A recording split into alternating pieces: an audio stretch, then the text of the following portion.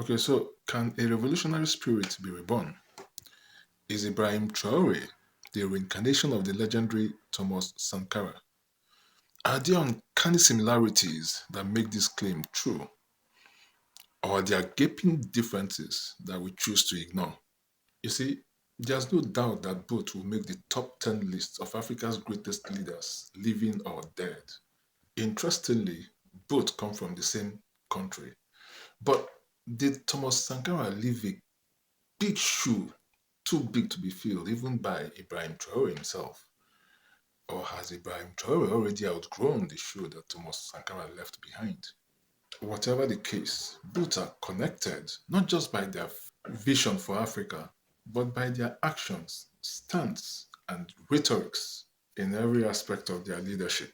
And their similarities and differences all point towards one direction. In fact, it is in their differences that you will see the uncanny aspect of the possibility of Ibrahim Traore being Thomas Sankara's reincarnate.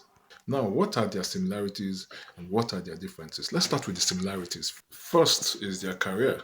You see, both of them are soldiers, and they both took over power as soldiers through a military coup. And they did this at similar ages. Thomas Sankara was 33 when he took over. Ibrahim Traore was 34, and they were both captains in the army. Two, next is their insistence on sovereignty, or on the sovereignty of their country. In fact, Sankara so believed in his country's sovereignty that he changed his country's name from its colonial name of Upper Volta to Burkina Faso, which means land of upright men or land of incorruptible men. Ibrahim Traore does not have to change the name, but guess what? He also has insisted on foreign countries not interfering with the internal affairs of his country. He has gone out to kick out France from all the strangleholds that they had on his country. Next is anti-corruption. Both Sankara and Traore are so anti-corruption that whilst Thomas Sankara reduced his salary and sold off all the Mercedes Benz that were the official vehicles of the president and reduced the official presidential vehicle to Renault, the cheapest car in the country, which was a Renault 5. He also will not use the ACs in the presidential office. He said he will not be using the ACs whilst his people were suffering. Ibrahim Traore has equally done the same thing. He outrightly rejected the salary of a president, sticking to his salary as a captain. Next is self-reliance. Both Sankara and Traore refused international aid, international loans from either the IMF or World Bank, and both of them insist that their citizens must be self-reliant. In other words, they must produce what they consume or what they need and stop any unnecessary importation. Next is their anti-imperialistic stance. You see, both leaders have strong anti-imperialistic views.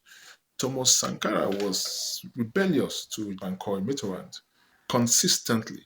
He was known for his fierce opposition to new colonialism and Western influence, particularly against France.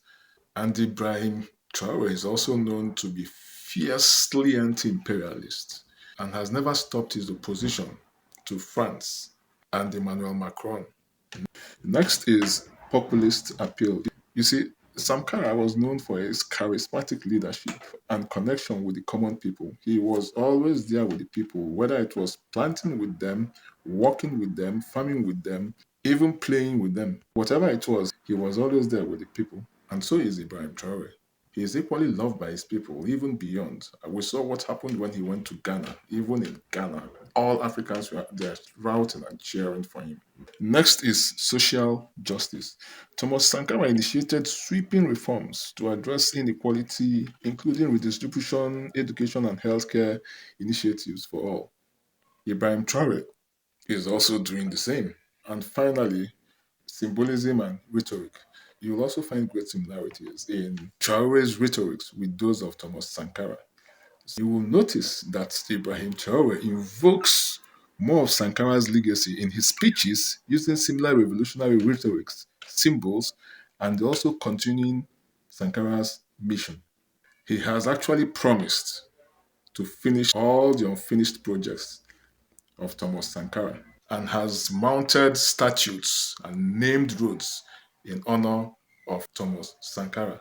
He always says that Thomas Sankara is his idol and that he will live to fulfill the dreams of his hero, Captain Thomas Sankara. However, it is in their differences that it appears that Ibrahim Traore has come as a reincarnate of Thomas Sankara. You see, all the mistakes that Thomas Sankara made, especially with respect to trust and security, Ibrahim Traore appears to be correcting that. Unlike Thomas Sankara, that moved around with minimal security, Ibrahim Traore is leaving those stones unturned. He moves around fully guarded by heavily armed security and armory. And unlike Thomas Sankara, that had his best friend who was always with him, who turned out to be his Judas, his betrayer, Ibrahim Traore does not keep any close best friends. And I guess the reason for this is so that what happened to his hero will not happen to him.